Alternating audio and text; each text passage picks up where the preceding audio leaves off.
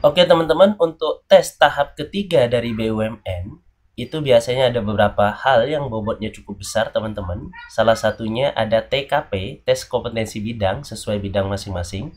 Dan yang kedua itu adalah sosmed analitik dan juga digital behavior and mindset. Ini poinnya atau bobotnya cukup besar teman-teman. Yang ketiga adalah MCU, medical check up, dan yang terakhir adalah interview. Nah, kita akan membahas soal digital behavior mindset, pahami dan juga paling tidak kalian mengerti materinya.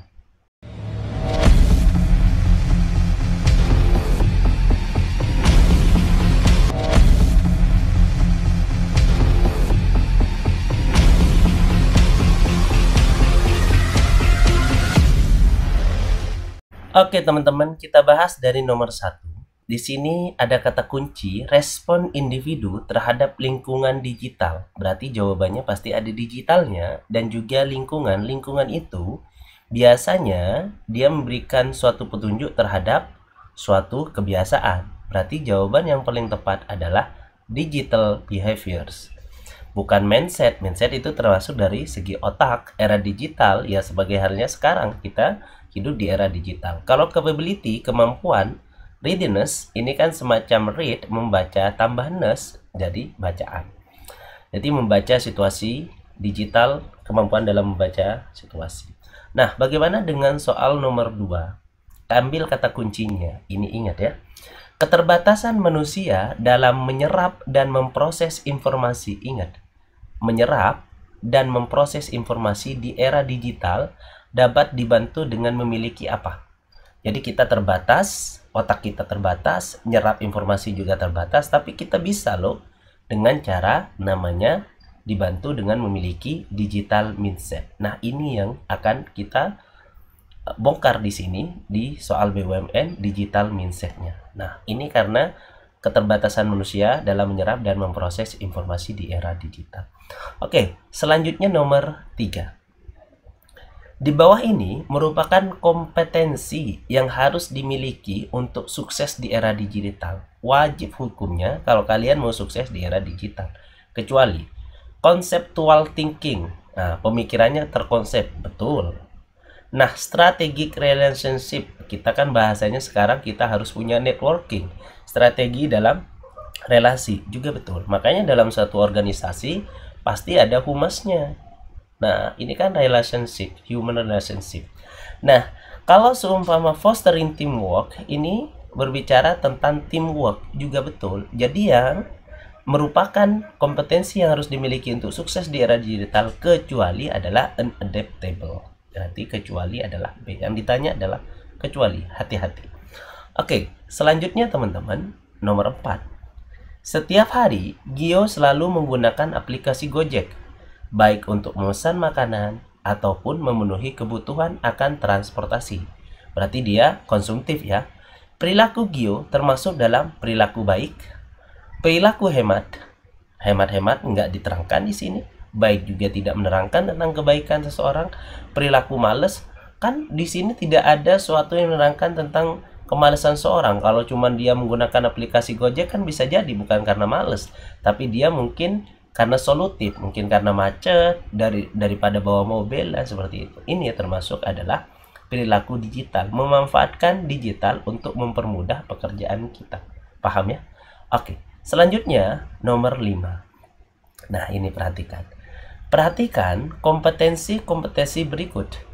Kreativiti dan inovasi wajib hukumnya. Kenapa? Kalau kita mau dinilai penting di era digital. Kalau mau sukses kan kita harusnya kreativitas dan inovasinya ditonjolkan.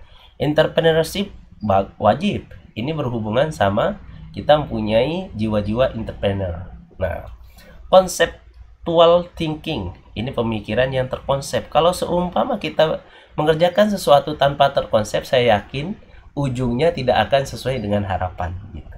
Bahasanya ngalir aja. Ya menerima sih bagus, tapi bukan itu yang dibilang bersyukur atau menerima apa adanya. Oke, customer orientation. Nah, ini wajib. Kalau seumpama kalian berbicara dalam marketing, customer orientation, orientasinya adalah customer. Kalau dalam dunia menyapa orang, itu kan bahasanya adalah tamu adalah raja. Nah, gini. Tamu adalah raja. Bahasanya adalah kita menjadikan tamu itu sebagai raja, sama dengan customer di sini. Artinya customer ataupun pelanggan kita diorientasikan pertama kali, karena itu yang akan menjadi kesuksesan dalam marketing. Nah, seperti itu. Jadi kompetisi nilai penting di era digital, penting semua ini. Wajib hukumnya malahan. Jadi jawabannya adalah D. Aman ya? Kuis pertama kalian sudah melewati dengan baik. Sekarang, bagaimana dengan kuis yang kedua? Oke. Sebuah toko CD dan kaset mengalami penurunan penjualan. Gimana strategi kalian? Untuk mencegah kebangkrutan, terutama di era digital, toko tersebut perlu melakukan apa? Yang kedua, kita pahami, memperbanyak cabang. Udah tahu penurunan penjualan. Ini kan nggak selaras dengan kata kunci di sini. Menjual ke rumah-rumah, benar, tapi ini kan semacam door to door. Akan memakan waktu yang banyak, dan juga sumber daya manusianya, SDM-nya juga harus cukup besar. Nah, di era digital, artinya kan kita berbicara di era digital, ini kan kata kuncinya. Berarti ini juga bukan. Tidak melakukan apapun, ini malah makin salah. Berarti upaya penjualan dengan platform digital. Makanya zaman sekarang sudah tidak heran. Ada Shopee, ada Tokopedia, ada ada TikTok. Walaupun TikTok Shop sekarang sudah berafiliasi dengan Tokopedia. Oke, selanjutnya nomor 2. Majalah A berhasil beradaptasi dalam era digital karena melakukan apa? Nah, ini. Karena melakukan apa majalah A? Kan kalau dulu koran-koran itu di setiap lampu merah kan dijual tuh. Ataupun kalau di desa-desa dianterin sama bapak-bapak bersepeda, dilempar ke rumah-rumah kalau kita berlangganan. Zaman sekarang kan kita sudah enggak. Kita sudah melakukan aplikasi electronic magazine, kan semacam itu. Berarti sekarang kalau majalah A mau berhasil beradaptasi, zaman sekarang kan sudah banyak nih, ada Tempo, ada koran, tapi di HP kita. Membuat aplikasi e-magazine yang bisa diakses melalui smartphone. Memperbanyak reporter kurang bagus, tetap menjalankan bisnisnya seperti biasa, ini tidak merubah sama sekali. Mengurangi jumlah pegawai, ini malah bukan ini yang dimaksud.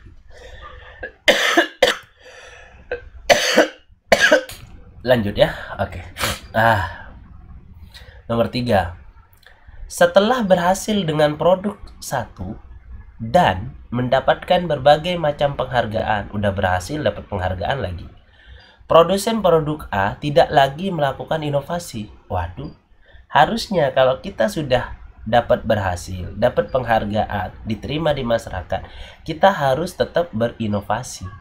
Karena percaya bahwa produknya akan terus menjuarai pasar. Salah ini. Ini salah, teman-teman. Kalau kita sudah diterima pasar, kita harus upgrade diri. Bahasa dalam agama kan, hari ini harus lebih baik daripada hari kemarin. Lebih baik daripada hari kemarin. Artinya apa? Setiap hari kita harus berupgrade diri. Walaupun kita sudah menjuarai pasar, jangan cukup puas dengan apa yang kita raih. Kita harus tetap terus memperbaiki diri. Sama juga dalam suatu produsen produk.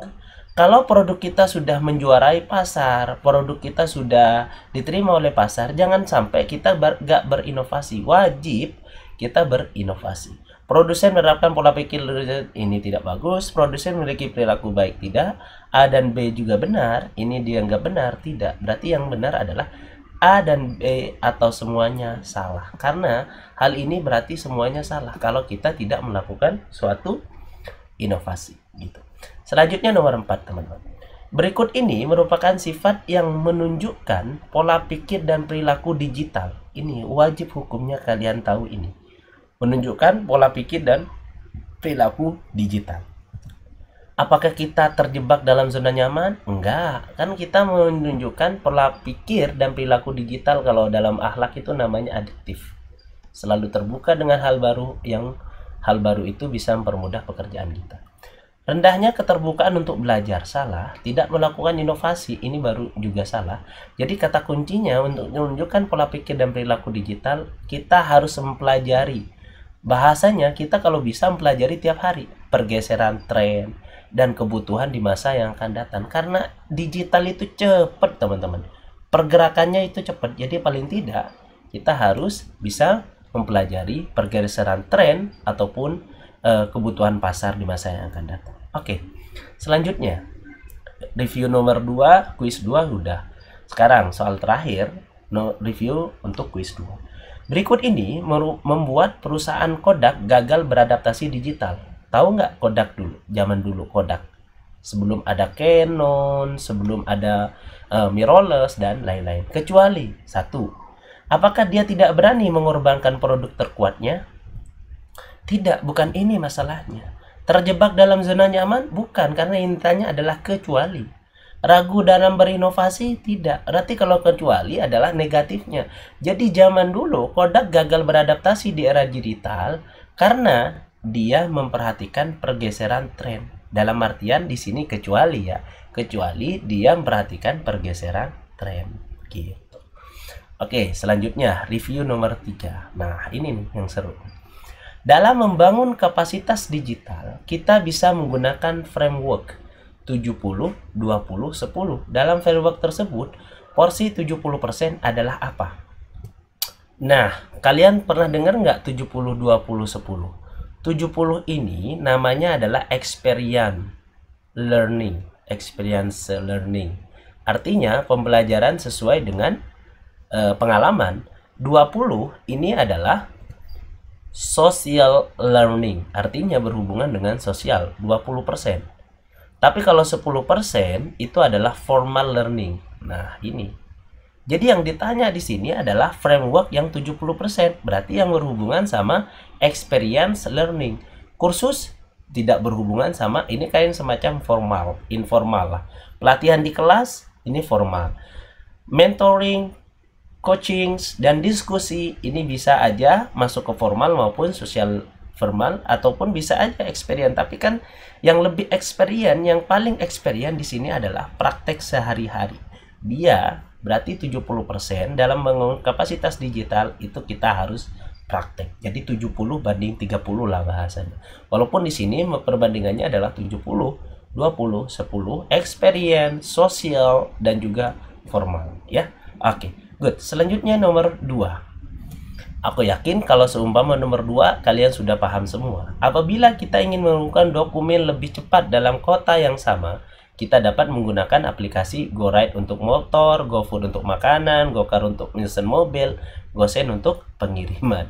Ini secara makna udah D jawabannya. Tapi secara kalian pengalaman, aku yakin pas ngelihat langsung bisa menjawab. Oke, selanjutnya nomor 3.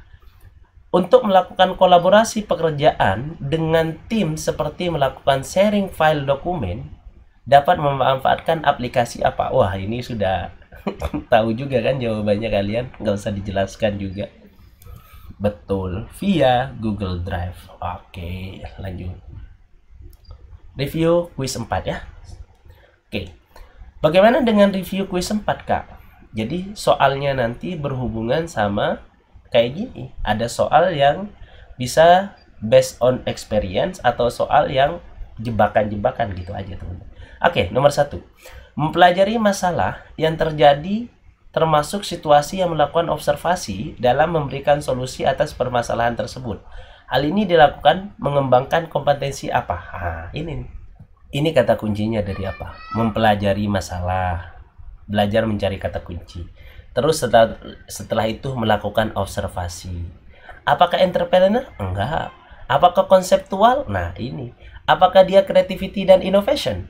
Apakah strategik dalam relation? Enggak. Dia terkonsep. Mempelajari masalahnya, melakukan observasi, dan memberikan solusi. Itu termasuk dari definisi konseptual thinking. Oke. Saat melakukan wawancara kerja, Irene mengatakan kepada interviewer kalau dirinya dapat mengenali peluang baru yang nantinya dapat mengembangkan bisnis perusahaan A. Keren juga ini. Saat wawancara ditanya, ada yang kalian ingin tanyakan? Dia langsung jawab nih, saya dapat mengenali peluang baru yang nantinya dapat mengembangkan bisnis perusahaan Anda. Contohnya bla bla bla bla bla, seperti itu. Dengan kata lain, Irene memiliki kompetensi apa? Betul, Irene memiliki kompetensi entrepreneur. Artinya Dia bisa membaca peluang, oh bisnis nih. Oh, mengembangkan bisnis. Nah, ini kata kuncinya nih. Dapat mengembangkan bisnis. Ini berhubungan sama entrepreneurship. Jody baru saja pulang dari acara diskusi terkait peran berbagai macam sektor industri dalam mengupayakan sumber daya energi terbarukan. Kegiatan yang baru saja dilakukan Jody dapat mengembangkan kompetensi apa, teman-teman? Betul. Betulnya di mana? Ini. Dia acara dalam diskusi. Berarti bukan tentang creativity dan innovation. Berbagai macam sektor industri. Ini. Berarti secara umum Jody dapat mengembangkan kompetensi apa? Kreativitas dan inovasi. Dia datang dari acara diskusi dan bergabung dengan orang-orang terpilih. Artinya dia nanti sudah rapat, sudah FGD, forum group discussion. Jadi setelah itu dia akan eksekusi dengan apa? Kreativitas dan inovasinya dia, si Jody itu. Sekarang kalau nomor 4. Nah, Tia sekarang, teman-teman. Tia mendapat apresiasi dari atasannya karena ide yang dilontarkan saat rapat dianggap sebuah ide yang orisinal. Dia idenya bagus dan idenya adalah ide mungkin atas dasar pemikiran dia sendiri. Dapat menyelesaikan permasalahan yang ada. Udah orisinal, dia juga dapat mempermudah pekerjaan, artinya dapat menyelesaikan permasalahan yang ada. Hal ini menunjukkan bahwa Tia memiliki kompetensi apa? Sama, ini kan termasuk Tia ini memiliki kompetensi kreativitas dan inovasi. Kreativitasnya mana? Dia menggunakan ide-idenya dalam mengelola ide-idenya sehingga bisa dilontarkan saat rapat. Setelah dia melontarkan itu, dia dapat menyelesaikan permasalahan yang ada. Itu termasuk adalah inovasi. Jadi kreativitas dan inovasi. Oke, selanjutnya nomor 5, teman-teman. Berikut ini menunjukkan adanya kompetensi entrepreneur. Nah, kompetensi entrepreneurs, dagang lah bahasanya. Bahasa standarnya tuh dagang. Jadi kayak semacam sebutan orang jiwa-jiwa Madura atau orang-orang Madura itu entrepreneurnya kuat ya. Kenapa? Bisa buka warung 24 jam yang sekarang lagi rame. Kalau seumpama ditutup kebijakan ini 24 jam, mereka akan buka jam 23 jam 59 menit. Gitu kan. Artinya mereka tetap mau berpikir untuk mencari solusinya. Oke. Kembali ke topik. Berikut ini menunjukkan adanya kompetensi entrepreneurship. Berarti bahasanya adalah apakah dia menunjukkan kesediaan untuk mengambil risiko? Wajib. Kalau entrepreneurship harus siap berisiko, mengambil risiko yang telah diperhitungkan. Tapi kata kuncinya wajib diperhitungkan ya, untuk mencapai sasaran bisnisnya. Ini wajib. Jadi jawabannya adalah A. Membangun kepercayaan di antara pihak-pihak yang saling kerjasama. Emang benar entrepreneurship, tapi yang di sini yang dimaksud adalah yang paling menunjukkan adanya kompetensi entrepreneurship. Oke. Menetapkan tujuan, misi dan sasaran bersama, dapat memanfaatkan sumber daya yang ada. Emang semuanya hampir-hampir bisa dikaitkan, tapi yang paling kompetensi adalah yang A. Oke. Selanjutnya teman-teman, soal nomor 6. Keuntungan dari produsen biskuit B sedang mengalami penurunan tahun ini, mirip dengan soal yang di atas. Untuk mengatasi masalah ini, Departemen Research and Development, nah, siapa yang tadi daftar Research and Development, mengembangkan produk minuman tersebut dengan varian rasa baru. Ini ada inovasinya, udah kreatif, ada inovasinya. Berarti hal ini menunjukkan kreativitas dan inovasi. Ini dari sini sudah kelihatan. Oke, soal terakhir nomor 7. Berikut ini menunjukkan adanya kompetensi. Ingat, kompetensi, kreativitas, dan inovasi. Jadi harus ada kreativitasnya dan juga harus ada inovasinya. Menunjukkan kesediaan mengambil risiko, bukan, tidak ada kreativitas dan inovasi. Membangun kepercayaan antara pihak, bukan ini yang ada. Menetapkan tujuan, visi, dan sasaran bersama, ini kewajiban. Bukan kompetensi, kreativitas, dan inovasi. Jadi yang merupakan kreativitas dan inovasi adalah D. Dapat memanfaatkan sumber daya yang ada. Contohnya, sebelum saya tutup, contohnya seumpama harga salak seumpama ini cukup murah. Jadi dia inovasi supaya harga salaknya jadi lebih mahal dengan apa? Keripik salak, gitu-gitu. Jus salak, salad buah, gitu. Itu aja teman-teman, terima kasih banyak dan sampai jumpa di pembahasan berikutnya. Semoga semuanya lancar dan sehat selalu. Assalamualaikum warahmatullahi wabarakatuh.